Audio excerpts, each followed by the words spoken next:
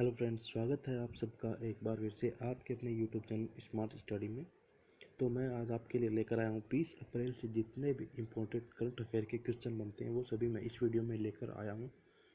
तो चलिए स्टार्ट करते हैं। पहला है, किस राज्य ने निर्णय लिया है कि जो स्वास्थ्य कार्यकर्ता सीधे कोरोना रोगियों के इलाज में लगे हैं उन्हें मानदेय के रूप में हर महीने 10,000 रुपये की सेवा राशि दी जाएगी। तो मध्य प्रदेश राज्य की जो सरकार है उसने यह निर्णय लिया है कि जो स्वास्थ्यकर्ता सीधे कोरोना रोगियों के इलाज में लगे हैं उन्हें मानदेय के रूप में हर महीने 10,000 रुपये की सेवा राशि दी जाएगी। तो इसके अलावा मध्य प्रदेश से जो भी इम्पोर्टेंट फैक्ट्स है वो हम जान लेते हैं। मध्य प्रदेश का जो राज्य पशु है वो है बारहसिंगा और जो राज्य पक्षी है वो है भारतीय पैराडाइज फ्लाईकैचर।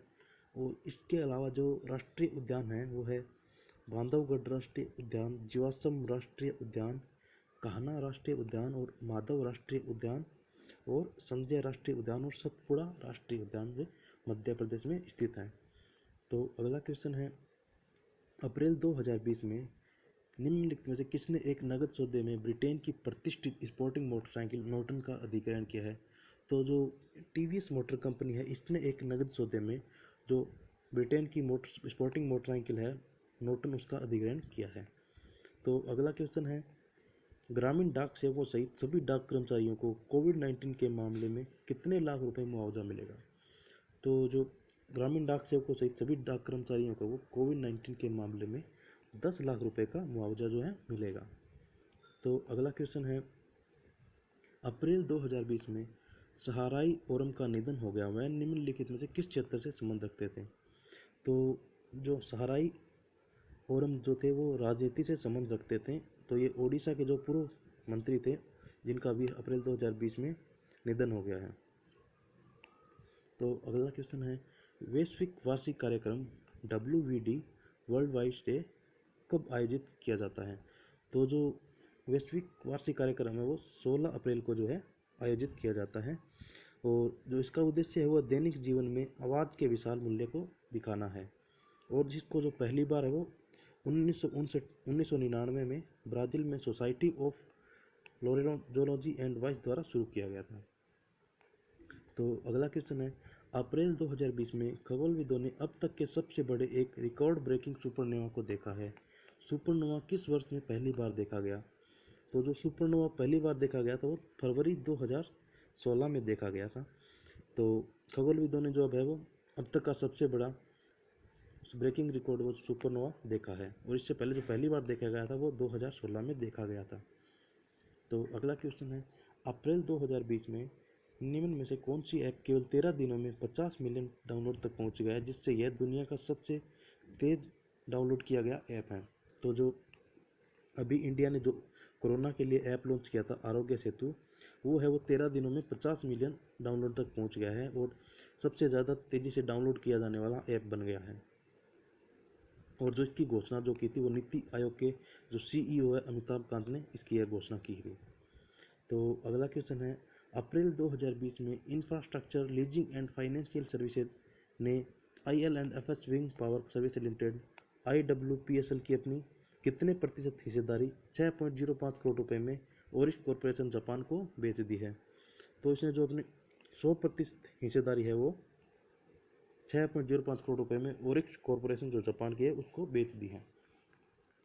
तो अगला क्वेश्चन है, सरकार द्वारा नियुक्त विशेषज्ञों की एक समिति ने नेशनल इंस्टीट्यूट ऑफ वैल्यूअर्स की स्थापना के माध्यम से वैल्यूअर्स के लिए एक संस्थागत ढांचे का प्रस्ताव दिया है। तो जो MS साहू की जो एक विशेषज्ञों की एक समिति थी जिसकी अध्यक्षता जो की थी वो MS साहू ने की थी, उनकी जो है समिति ने वो एक इंस्टीट्यूट ऑफ वैल्यूअर्स की स्थापना के माध्यम से वैल्यूअर्स के लिए एक संस्थागत ढांचे का प्रस्ताव जो है दिया है। और जो मंत्रालय द्वारा इसका जो गठन किया गया था वो 30 अगस्त 2019 को इस पैनल का वो गठन किया गया था। तो अगला क्वेश्चन है, shuttling to the top the story of PV Sindhu नामक किताब के लेखक कौन है? तो कृष्णा स्वामी भी जो है वो इस किताब के लेखक है जो कि PV सिंधु जो कि एक बैडमिंटन खिलाड़ी है उनके ऊपर लिखी गई है। तो अगला क्वेश्चन है, अप्रैल 2020 में ITTF द्वारा जारी नवीनतम वरिष्ठ पुरुषों की रैंकिंग के अनुसार अंजनता शरथ कमल की रैंक क्या है? तो जो अजंता शरत कमल की जो रैंक है वो 31st रैंक है।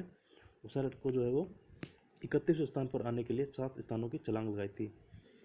और इसके अलावा सीनियर महिला रैंकिंग में जो है मनिका बत्रा वो 63वें स्थान पर है।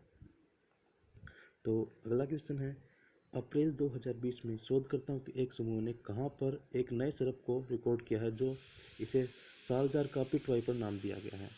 तो ये जो अरुणाचल प्रदेश में है, यहाँ पर शोधकर्ताओं के एक समूह ने एक सर्प को रिकॉर्ड किया है। तो अरुणाचल प्रदेश से जो भी इम्पोर्टेंट फैक्ट्स है वो जान लेते हैं। तो अरुणाचल प्रदेश का जो राज्य पशु है वो है गाल, और जो राज्य पक्षी है अरुणाचल प्रदेश का वो है ग्रेट हॉर्नबिल। और इसके अलावा जो राष्ट्रीय उद्यान है अरुणाचल प्रदेश में वो है मोलिंग राष्ट्रीय उद्यान, और दूसरा जो है वो है नामदफा राष्ट्रीय उद्यान। तो अगला क्वेश्चन है, खगोलविदों को अपने तारे के रहने योग्य क्षेत्र में केपलर 1649c नामक एक पृथ्वी के आकार का ग्रह मिला है। ग्रह पृथ्वी से कितने प्रकाश वर्ष स्थित है। तो जो यह ग्रह जो है वो 300 प्रकाश वर्ष दूरी पर पृथ्वी से दूर है वो स्थित है। तो अगला क्वेश्चन है, अप्रैल 2020 में SBI इकोप्रेप रिपोर्ट के अनुसार कोरोना वायरस संकट के कारण भारत की GDP वृद्धि वित्त वर्ष 2020 में कितने प्रतिशत तक गिर सकती है। तो जो वृद्धि है वो GDP वृद्धि 1.1% तक वो जो है गिर सकती है। और इसी तरह कोविड-19 के फैलने से पहले फाइनेंशियल ईयर में 2020 में वृद्धि की दर 5% से घटकर 4.1% रहने का अनुमान था, लेकिन जो अभी है वो 1.1% तक गिर सकती है। तो अगला क्वेश्चन है, अप्रैल 2020 में निम्न में से किसने घोषणा की कि उसके व्यक्तिगत पॉलिसी धारकों को बिना किसी अतिरिक्त लागत के कोविड-19 से संबंधित 5 लाख रुपए तक का अतिरिक्त लाभ मिलेगा। तो जो है टाटा AIA लाइफ इंश्योरेंस है, उसने यह घोषणा की थी कि जो भी इसके वो है पॉलिसी धारक है उनको कोविड-19 से संबंधित 5 लाख रुपए तक का अतिरिक्त लाभ मिलेगा। तो अगला क्वेश्चन है, अप्रैल 2020 में RBI ने विनिर्माण क्षेत्र की त्रैमासिक आदेश पुस्तकों आविष्कारों क्षमता उपयोग सर्वेक्षण का न्यूनतम दौर लॉन्च किया है। RBI किस वर्ष से तिमाही आधार पर सर्वेक्षण कर रहा है। तो RBI जो है वो 2008 से जो है वो विनिर्माण क्षेत्र की त्रैमासिक आदेशिक पुस्तकों आविष्कारों और क्षमता उपयोग सर्वेक्षण का जो है वो लॉन्च कर रहा है, जिसने 2008 से शुरू किया था।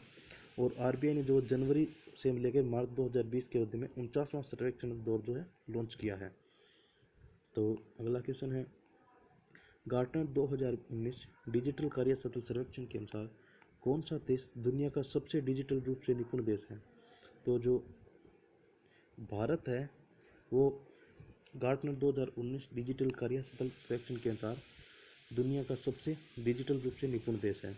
और इसके बाद UK और US का स्थान है। भारत में 27% डिजिटल काम करने के लिए डिजिटल तकनीक के कुशल विशेषज्ञ हैं। तो अगला क्वेश्चन है, भारत की अक्षय ऊर्जा सब्सिडी 2017-18 से 2018-19 तक कितने प्रतिशत गिर गई है, जबकि इसकी तेल और गैस सब्सिडी में 65% की वृद्धि हुई है। तो जो अक्षय ऊर्जा सब्सिडी है वो 2017-18 से 2018-19 तक 35% तक गिर गई है, जबकि जो तेल और गैस की सब्सिडी में 65% की वृद्धि हुई है। और जो इसका अध्ययन किया था वो शीर्षक मैपिंग इंडियाज एनर्जी सब्सिडी 2020 है ने किया था। तो अगला क्वेश्चन है, गृह मंत्रालय के अधीन साइबर समन्वय केंद्र ने निजी व्यक्तियों द्वारा जूम मीटिंग प्लेटफॉर्म के सुरक्षित उपयोग के बारे में एक सलाह जारी की है। साइबर समन्वय केंद्र निम्नलिखित में किस मंत्रालय के अंतर्गत आता है। तो जो साइबर समन्वय है वो है गृह मंत्रालय के अंतर्गत आता है, जिसने जो है जूम मीटिंग प्लेटफॉर्म के सुरक्षित उपयोग के बारे में एक सलाह जारी की है। तो अगला क्वेश्चन है, निम्नलिखित में से कौन गांवों में कोविड-19 मामलों के प्रसारण को नियंत्रित करने के लिए आवश्यक सामाजिक व्यवहारों का अभ्यास करने के लिए ऑनलाइन कार्यक्रम आयोजित कर रहा है। तो राष्ट्रीय ग्रामीण विकास संस्थान और पंचायती राज यूनिसेफ हैदराबाद फील्ड के सहयोग से कर रहा है। तो इसके लिए जो ऑप्शन वो है 1 और 2 करेक्ट होएगा। मतलब ये दोनों मिलकर जो है गाँवों में प्रसार को रोकने के लिए कोविड के ये दोनों मिलकर जो है ऑनलाइन कार्यक्रम आयोजित कर रहे हैं। तो आज की वीडियो में इतना ही। अगर वीडियो पसंद आई हो तो वीडियो को लाइक करें और अपने फ्रेंड के साथ शेयर करें और चैनल को सब्सक्राइब करना ना भूलें। Thank you.